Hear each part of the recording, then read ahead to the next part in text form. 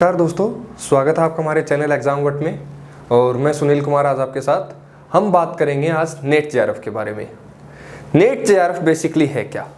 हम मुख्य रूप से हिंदी सब्जेक्ट के बारे में बात करेंगे, लेकिन पहले हम बेसिक बात करते हैं कि नेट जेआरएफ है क्या। नेट जेआरएफ एक ऑल इंडिया लेवल का एग्जाम है और इसको वर्तमान में एनटीए कंडक्ट करवाता है। पहले इसको यूजीसी कंडक्ट करवाता था, लेकिन पिछले कुछ समय से लगभग 3-4 साल से इसको एनटीए कंडक्ट करवा रहा है। नेट और जेआरएफ दोनों चीजें हैं क्या? एक सवाल जब भी हम इसको देखते हैं तो एक सवाल उठता है कि नेट और जेआरएफ है क्या। देखिए यहां पर दो शब्द हैं, first is net and second is JRF. इनकी फुल फॉर्म देखिए, नेशनल एलिजिबिलिटी टेस्ट और नेशनल एलिजिबिलिटी टेस्ट और सेकंड है जेआरएफ यानी कि जूनियर रिसर्च फेलोशिप। नेट और जेआरएफ हम जब भी मास्टर्स करते हैं और उसके बाद हमें कॉलेज में पढ़ाना है तो उसके लिए एक क्वालिफिकेशन हमसे मांगी जाती है, नेट, या फिर इसका ऑप्शन क्या होता था, पीएचडी। यानी कि आपके पास अगर पीएचडी और नेट दोनों में से कोई एक है तो आप कॉलेज में पढ़ा सकते हैं। पर पीएचडी के लिए चूंकि आपको एमए के बाद 4 से 5 साल का टाइम और इसमें इन्वेस्ट करना होगा, तो ये क्वालिफिकेशन बहुत बाद में जाकर आएगी। लेकिन नेट के लिए आपको कुछ नहीं करना, केवल एक परीक्षा पास करनी है और जैसे ये परीक्षा पास हमारी हो जाती है तो हम असिस्टेंट प्रोफेसर के लायक हो जाएंगे। और हम नेट के जब पेपर को देते हैं और जब परीक्षा पास करते हैं तो जो मार्कशीट आती है उसमें भी यही लिखा होता है, क्वालिफाइड फॉर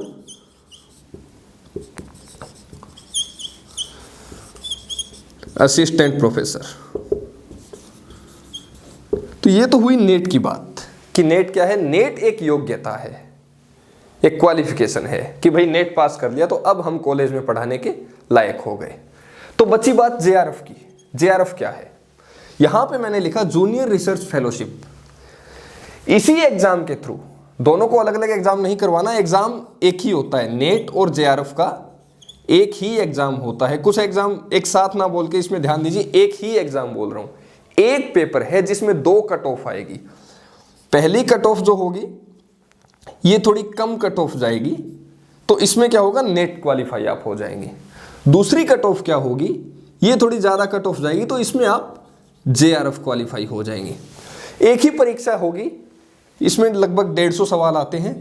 एक ही परीक्षा होगी, एक ही परीक्षा से आप असिस्टेंट प्रोफेसर के लिए क्वालिफाई कर जाएंगे और आप जेआरएफ भी उसमें क्वालिफाई कर सकते हैं। तो जेआरएफ क्या है? जेआरएफ भी एक क्वालिफिकेशन ही है, बट इसमें आप नेट से ज्यादा मार्क्स जब लेके आते हैं तो आप जेआरएफ के लिए क्वालिफाई करते हैं। दोनों की कट ऑफ अलग अलग होगी। और जेआरएफ क्वालिफाई करने का फायदा क्या है? जैसे कि हमने कहा कि नेट क्वालिफाई किया तो हम असिस्टेंट प्रोफेसर के लायक हो जाएंगे, असिस्टेंट प्रोफेसर बन सकते हैं, कॉलेज एजुकेशन में पढ़ा सकते हैं, यूनिवर्सिटी में असिस्टेंट प्रोफेसर अपॉइंट हो सकते हैं। तो जेआरएफ क्वालिफाई करने का फायदा क्या है?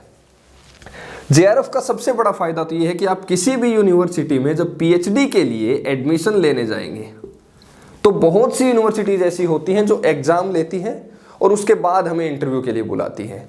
लेकिन कुछ यूनिवर्सिटीज ऐसी होती हैं जहां पे अगर आपका जेआरएफ है तो आपको डायरेक्ट इंटरव्यू के लिए बुलाया जाएगा। जैसे बात करें सबसे पहले तो जेएनयू में जब आप पीएचडी के लिए तैयारी एंट्रेंस के लिए आते हो तो अगर आपके पास जेआरएफ है तो आपको यहां पर डायरेक्ट इंटरव्यू के लिए बुलाया जाएगा, एग्जाम आपको नहीं देना होगा। इसके अलावा भी जैसे बीएचयू में भी जब आप फॉर्म भरेंगे तो आपके पास 2 ऑप्शन आते हैं फॉर्म भरने के लिए पीएचडी के लिए, एक तो एग्जाम का और दूसरा होता है एग्जेम्प्टेड का। मतलब उसमें आपको परीक्षा से छूट दी जाती है। तो जो बच्चे परीक्षा पास करके आएंगे और उसके बाद जो इंटरव्यू के लिए वहां पर बैठेंगे, आप डायरेक्टली उनके पास इंटरव्यू के लिए क्वालिफाई हो जाएंगे। ये जेआरएफ का फायदा है। इसके अलावा साइंस के कुछ सब्जेक्ट्स ऐसे होते हैं जिसमें अगर आपकी जेआरएफ है तो वहां पर यूनिवर्सिटीज में एज ए रिसर्च असिस्टेंट आप लोग जा सकते हैं। जैसे आईआईटीज में ऐसा होता है, आईआईटीज में आप एज ए रिसर्च असिस्टेंट जा सकते हैं, जिसमें जेआरएफ अगर आपका क्वालिफाई है तो आप उसमें जा सकते हैं। कुछ जगह विदाउट जेआरएफ भी आप इसमें जा सकते हैं, पर जेआरएफ हो तो आपको उसके फायदे मिलते हैं, स्वाभाविक सी बात है। तीसरा सबसे बड़ा फायदा क्या है? फेलोशिप।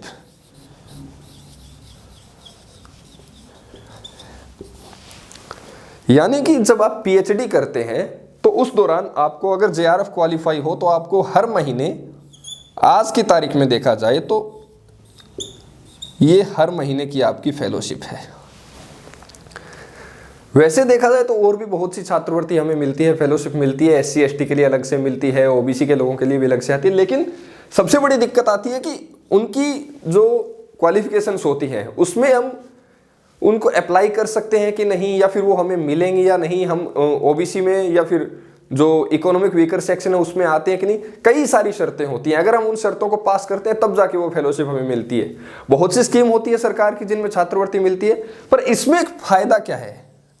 इसमें आपसे कोई भी योग्यता नहीं मांगी जाएगी, बस अगर आप जेआरएफ क्वालिफाई हैं तो आपको फेलोशिप मिल जाएगी। सीधा सा फंडा है। और ये फेलोशिप 5 साल के लिए होती है, 5 इयर्स, जिसमें 2 साल तक आपको जूनियर फेलोशिप मिलेगी, 2 साल तक जेआरएफ मिलती है जिसको जूनियर रिसर्च फेलोशिप बोलते हैं, और अगले 3 साल तक आपको एसआरएफ मिलती है। हालांकि 5 साल के बाद ये फेलोशिप नहीं मिलती, आपको 5 साल ही फेलोशिप मिलती है। तो ये तो हुई नेट और जेआरएफ की बात कि नेट और जेआरएफ बेसिकली है क्या। नेट और जेआरएफ दोनों क्वालिफिकेशन है, इससे ज़्यादा कुछ भी नहीं है। अगर नेट आप क्वालिफाइड हो तो आप असिस्टेंट प्रोफेसर के लिए एलिजिबल हो जाते हो, असिस्टेंट प्रोफेसर के तौर पर पढ़ा सकते हैं। और अगर जेआरएफ है तो आपको पीएचडी के दौरान, एमफिल के दौरान 5 साल तक छात्रवृत्ति मिलेगी। आपको बहुत सी जगह परीक्षाओं से छूट मिलेगी, डायरेक्ट आपको इंटरव्यू देना पड़ेगा। और अगर आप इंटरव्यू पास कर लेते हो हायर स्टडीज़ के लिए, जैसे पीएचडी या एमफिल या, तो उसमें एडमिशन ले लेते हो, तो फिर आपको वहाँ पर लगातार 5 साल तक पैसा मिलता रहेगा। उसकी तरफ सोचने की ज़रूरत नहीं है। और ये पैसा आपका 2 साल के बाद बढ़ भी जाता है, और अलग अलग जगह के हिसाब से आपको रहने का पैसा भी मिलता है। तो ये नेट और जेआरएफ की बात हुई। अब हम बात करते हैं इसके एग्ज़ाम की। तो हम चूंकि बेसिकली हिंदी सब्जेक्ट की बात कर रहे हैं, तो मैं यहाँ पर हिंदी के एग्ज़ाम की बात करूँगा। सबसे पहले हम बात करते हैं नेट फर्स्ट। इसमें 2 पेपर होते हैं हिंदी सब्जेक्ट के, हम बात करें या किसी भी सब्जेक्ट में जब हम नेट का एग्ज़ाम देते हैं तो 2 सब्जेक्ट होते हैं, फर्स्ट और सेकंड। हम किसकी बात करेंगे? एग्ज़ाम की बात करेंगे। इसमें क्या है? First and second. First paper में क्या होता है? 50 क्वेश्चंस आपको पूछे जाएंगे, इसमें 10 यूनिट होंगी, और हर क्वेश्चन 2 नंबर का होगा, यानी कि टोटल 100 मार्क्स होंगे फर्स्ट पेपर में। सेकंड में क्या होगा? 100 क्वेश्चन पूछे जाएंगे, इसमें भी 10 यूनिट है, और ये 200 नंबर का होता है। टोटल 300 नंबर का पेपर होता है। पिछले 3-4 साल से ये दो पेपर वाला पैटर्न चल रहा है। इससे पहले क्या होता था? इससे पहले 3 पेपर होते थे। फर्स्ट पेपर होता था, फिर सेकंड पेपर और थर्ड पेपर, दोनों सब्जेक्ट के होते थे। तो यहां पर हमारे पास अब 2 पेपर हैं, और ये दोनों पेपर एक साथ होते हैं। एक ही पेपर है जिसमें 2 पोर्शन होंगे, फर्स्ट एंड सेकंड। 3 घंटे का पेपर होगा। इसकी टाइमिंग क्या है? 3 घंटे। अब हम बात करते हैं सिलेबस की। फर्स्ट पेपर का सिलेबस क्या है और सेकंड का क्या है।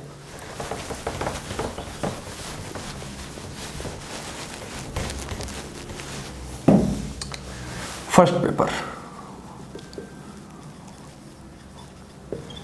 पेपर में 50 क्वेश्चन है, और इसमें 10 यूनिट है। पहली यूनिट क्या है? Teaching aptitude. टीचिंग एप्टीट्यूड में आपको शिक्षण से संबंधित, हिंदी में अगर हम बात करें तो शिक्षण से संबंधित 5 सवाल पूछे जाएंगे, और उन 5 सवालों पर अपन को जवाब देना है। ईच क्वेश्चन, इसमें 5 क्वेश्चन होंगे 2 नंबर के, यानी कि 10 नंबर का टीचिंग एप्टीट्यूड हमारे आएगा। दूसरा पोर्शन क्या है? Research aptitude. इसके भी 5 सवाल और 2 क्वेश्चन, 5 सवाल 2 नंबर के, जो कि 10 नंबर का आएगा। टीचिंग एप्टीट्यूड और रिसर्च एप्टीट्यूड क्या है कि जब हम किसी को पढ़ाते हैं तो पढ़ाने की क्या क्या विधियां हैं, बच्चों को किस तरह से पढ़ाया जाए कि वो समझ में आए। विस्तार से अगर समझे तो अगर किसी ने बीएड किया है वो इस चीज को ढंग से समझ सकता है। बीएड में इसका अलग से एक पेपर होता है जिसमें हमें पता चलता है कि बच्चों को पढ़ाने के क्या क्या तरीके हैं। कम बच्चे हैं तो उनको कैसे पढ़ाया जाए, ज्यादा है तो उनको कैसे पढ़ाया जाए, किसी बच्चे को समझ में नहीं आ रहा उसको कैसे पढ़ाया जाए, या फिर किस जो ज्यादा होशियार बच्चे हैं उनके बराबर जो कम बुद्धि वाले बच्चे हैं, जो कमजोर बच्चे हैं, उनको उनके बराबर कैसे लाया जाए। तो उनको पढ़ाने के क्या क्या तरीके हो सकते हैं, ये है टीचिंग एप्टीट्यूड। दूसरी बात बची रिसर्च एप्टीट्यूड।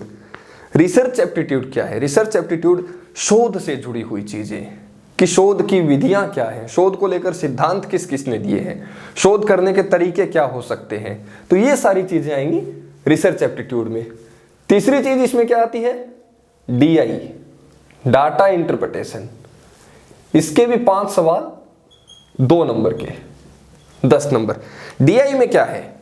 आपके सामने एक सारणी रखी जाती है, जो पिछले लगातार पेपर में हम देखते आ रहे हैं। डीआई में जो पैटर्न है, एक सारणी रखी है, उसमें आपको मुश्किल से 10-12 आंकड़े दिए होते हैं। उन आंकड़ों को आपको देखना है, एनालिसिस करना है और उसके बेसिस पे कुछ सवालों के जवाब देने हैं।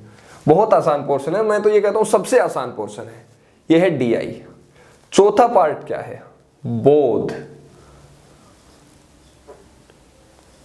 बोध, इसमें क्या होगा? इसमें आपको एक पैराग्राफ दिया जाएगा और उसमें भी 5 सवाल होंगे।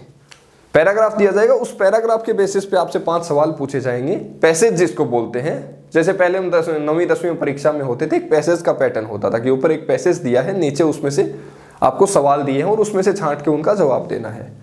तो ये 5 सवाल इसी पैराग्राफ में से पूछे जाएंगे और इसके 10 नंबर होंगे। ये सबसे आसान पोर्शन था और ये फ्री का पोर्शन है, आपको कुछ नहीं करना। पैसेज पढ़े और 5 सवाल देखे और उनका जवाब दे दिया, ये है। इसके बाद क्या आता है? Reasoning.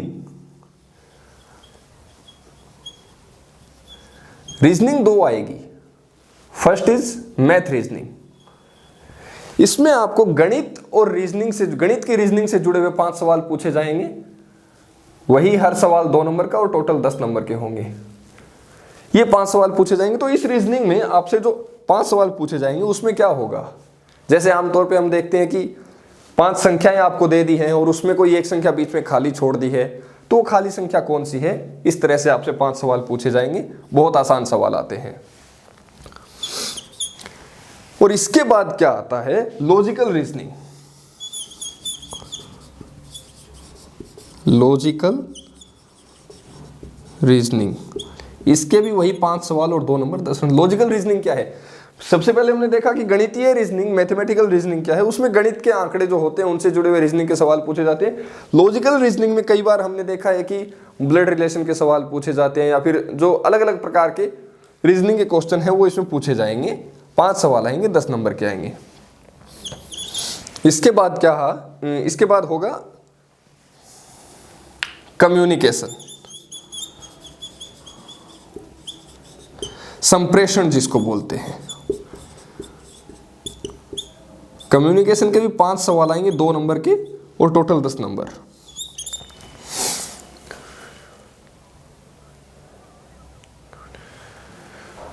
Information and communication technology,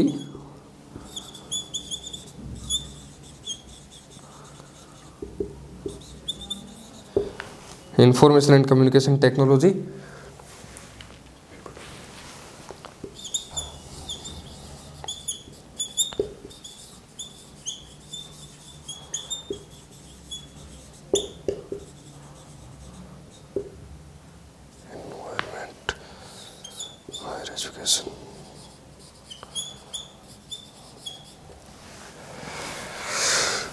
information and communication technology, people development and environment और हायर एजुकेशन, ये 3 पोर्शन इसके बाद और हैं। तो टोटल कितने हो गए?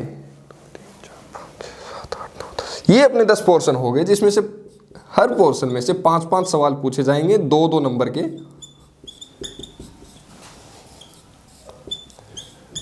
ये टोटल अपने 50 सवाल हो जाते हैं 100 नंबर के।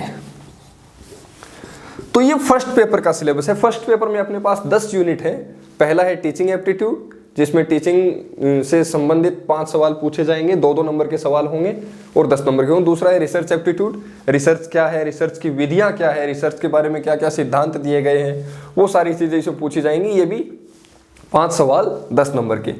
तीसरा क्या है, DI डाटा इंटरप्रिटेशन। इसमें क्या है, 5 सवाल, एक सारणी आएगी जिसमें आपको सीधे से आंकड़े हैं उनको हल करके 5 सवालों के जवाब देने हैं। चौथा है बोध।